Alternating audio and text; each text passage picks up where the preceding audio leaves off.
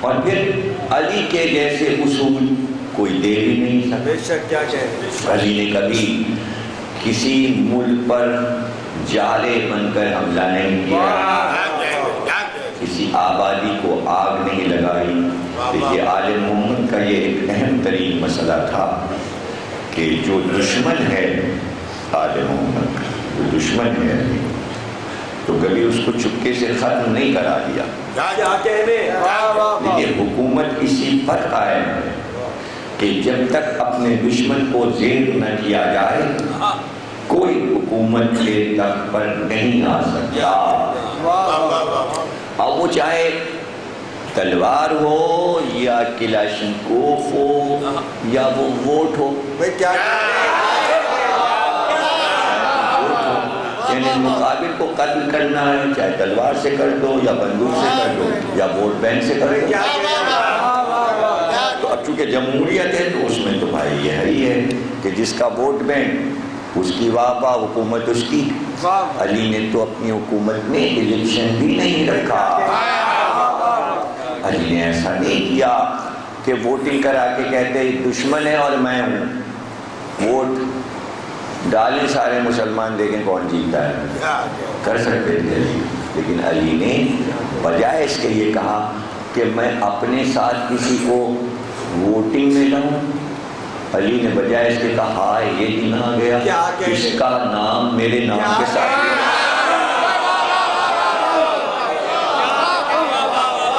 تو علی اس منزل پر تھے کہ جہاں علی کے ساتھ کسی کا نام ہی نہیں لیا جا سکتا۔ دیکھیے اگر علی کے ساتھ کسی اور کا نام لیا جا سکتا تو غدیر خون کی ضرورت نہیں تھی، غدیر خون کی ضرورت نہیں تھی، دوسرا کینڈیڈیٹ تھا ہی نہیں، اس لیے غدیر خون کا واقعہ ہوا کہ بس علی، اور جو دوسرا تھا وہی کہہ رہا تھا کہ جس کا میں مولا اس کا علی مولا، میں ہوں یا علی۔ تو علی نے حکومت کے اصول بتائے، فوج کے اصول۔ اب حکومت میں شعبے ہوتے ہیں، آپ نام لیتے جائیں، میں آپ کو بتاتا جاؤں کہ اس شعبے کے لیے کیا کہا۔ اگر آپ وزارت خارجہ کہیں گے تو میں اس کے بارے میں بتا دوں گا، آپ وزارت داخلہ بتائیں گے میں اس کے بارے میں بتا دوں گا کہ علی نے کیا کہا، آپ وزارت خزانہ کہیں گے میں اس کے بارے میں بتا دوں گا۔ یعنی جتنی بھی وزارتیں ہیں ان سب میں علی نے ایک اصلاح کی اور 4 سال کے اندر ایک ایسی کامل اسلامی حکومت کا تصور دیا جو اس سے پہلے تھا نہ اس کے بعد بنا،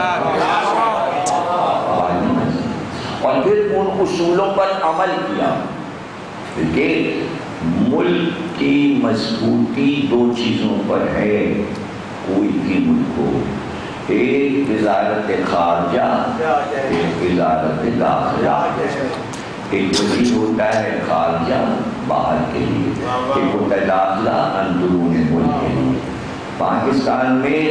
سال میں 10 تو خارجہ اور داخلہ اور حکومت ان سے ناراض ہو جاتی ہے، اور وہ کسی ایک مسئلے پر ناراض ہو گئے وہ پھر الگ ہو جاتے ہیں، پھر دوسری پارٹی جوائن کر لیتے ہیں،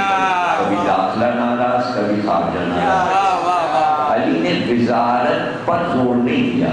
علی نے اصول پہ زور دیا۔ اور یاد رکھیے وزارت خارجہ اور وزارت داخلہ دونوں کو ساتھ میں برابر رکھنا پڑتا ہے، اگر دونوں میں سے کوئی ایک چیز بھی ناکامیاب ہو جائے تو وہ ملک کے لیے پستی کی نشاندہی ہے اور ملک زوال کی طرف چلا جاتا ہے۔ خارجہ میں یہ ہے کہ جتنے ملک دنیا میں ہیں ان سے آپ کا رابطہ کیسا ہے۔ اب آپ اپنے ملک میں دیکھ لیجئے کہ کیا عالم ہے کہ بھئی سب سے بڑا ملک دنیا میں امریکہ ہے، اور آپ کی خارجہ پالیسی کے مطابق کبھی دوستی کبھی لڑائی، کبھی دوستی کبھی لڑائی۔ اب یہ ہے کہ جو سفیر وہاں رہ رہا ہے اسی کو واپس بلا لیا گیا، اسی کی چیکنگ ہو رہی ہے کہ وہ خارجہ چلا کیسے رہا ہے۔ تو پتہ چلا کہ خارجہ پالیسی مثلا پاکستان کی ناکامیاب جا رہی ہے، اس لیے کہ یورپ والوں سے اچھے تعلقات نہیں ہیں، امریکہ والوں سے نہیں ہیں، اور آپ دیکھیے کہ کوئی ملک یہاں کے سربراہوں کو دعوت پر بلاتا بھی نہیں، بھائی کیا کہیں خود ہی اپنا دکھانے کو چلے گئے، کبھی ایران چلے گئے، کبھی سعودی عرب چلے گئے، کبھی ترکی چلے گئے، مطلب ہم دوروں پہ جا رہے ہیں، کیا کہیں اور انگلینڈ وغیرہ تو سب گھومنے پھرنے چلے جاتے ہیں کہ بھئی انگلینڈ تو ہر ایک ہی جا سکتا ہے گھومنے کے لیے، لیکن بلائیں نہیں جا رہے، خود ہی تیرا نجی دورہ ہے، سرکاری دورہ نہیں ہے، مطلب گئے ہیں لیکن بلایا نہیں گیا، کیا کہیں بلایا نہیں گیا، اور وہاں والوں کو کیا بلائیں، اس لیے کہ یہاں باہر کا کوئی آنے کو تیاری نہیں ہے، اس لیے کہ داخلہ صحیح نہیں ہے، داخلہ کے حالات جو ہیں خراب ہیں، اور وہ اتنے خراب ہیں کہ ہر بار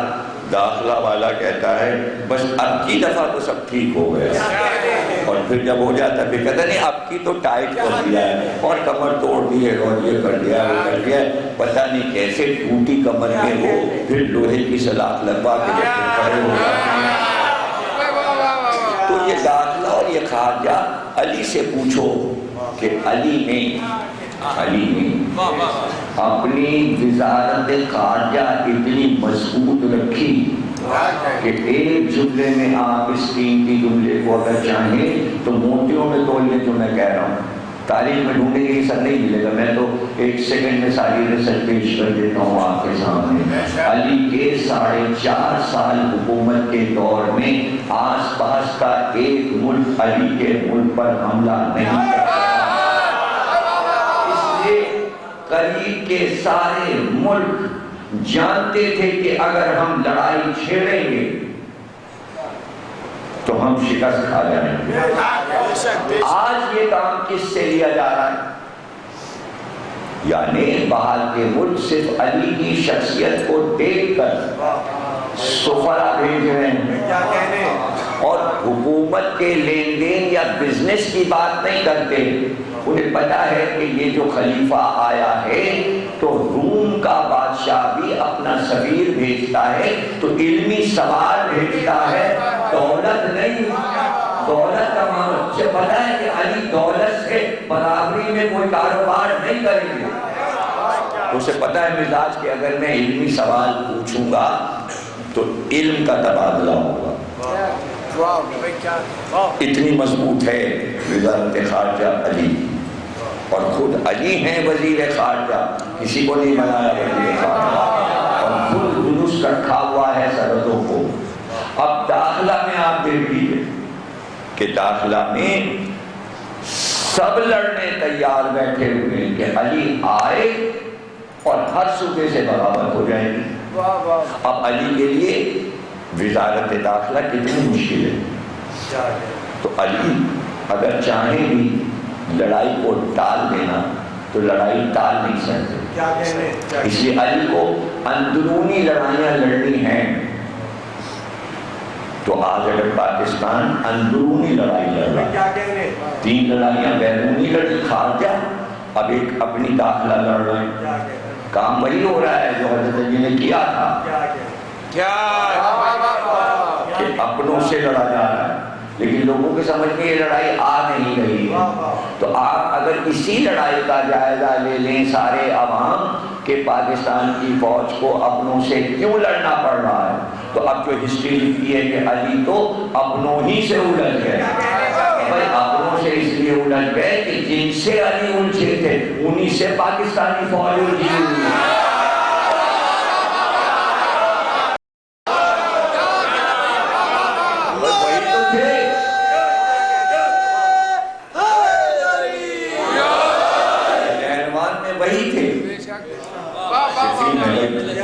اگر میری بات کا آپ کو یقین نہیں ہے تو طاہر القادری کی ایک کتاب آئی ہے خارجیوں کی حقیقت، انہوں نے بتایا پاکستان میں خارجی آ گئے ہیں اور یہ وہی خارجی ہیں جو نہروان میں تھے، پوری کتاب اسی موضوع پہ طاہر القادری نے لکھی ہے، ان سے پڑھ لیجیے، ظاہر ہے کہ اہل سنت عالم ہے، وہ لکھ رہے ہیں، اس کو اگر آپ غور سے پڑھ لیجیے تو بات سمجھ میں آ جائے کہ وہ بھاگ کے کہاں کہاں پھیل گئے، کہ ان کی نسلیں 1400 سال کے بعد اتنی بڑھ گئیں کہ کتنے ملکوں کے لیے دقتیں ہو گئیں۔ تو آج وہ تھوڑے سے اتنے پھیل گئے کہ ان سے ہندوستان بھی پریشان ہے، ان سے امریکہ بھی پریشان ہے، ان سے یورپ بھی پریشان ہے، ان سے روس بھی پریشان ہے، ان سے پاکستان بھی پریشان ہے، ان سے ایران بھی پریشان ہے، ان سے ترکی بھی پریشان ہے، یعنی کوئی ملک ایسا ہے جو ان سے پریشان ہے۔ لیکن علی نے تنہا اپنے تھوڑے سے لشکر کے ساتھ ان کا خاتمہ کر دیا تھا۔ ہاں اگر سب آ جاتے میدان جنگ میں تو علی سب کا خاتمہ کر دیتے، جتنے مقابل آئے ان کو مارا، جو گھروں پہ بیٹھے تھے انہیں چھوڑ دیا، وہ بعد میں بھاگ کے ادھر ادھر آ گئے، افغانستان ادھر ادھر آباد ہو گئے۔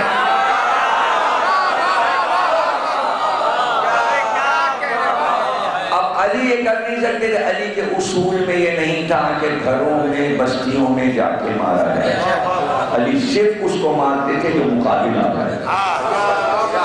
جو علی سے لڑنے آ جائے اس سے جنگ کرتے تھے، ان کی بستیوں پہ حملہ نہیں کرتے تھے، یہ علی کا اصول تھا۔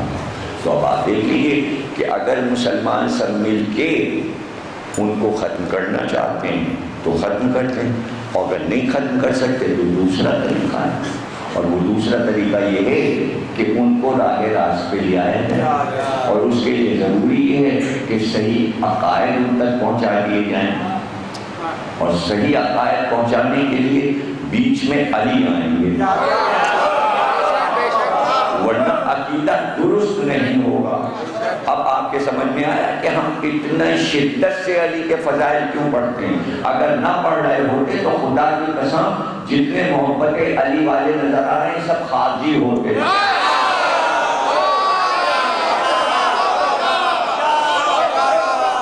علی کی محبت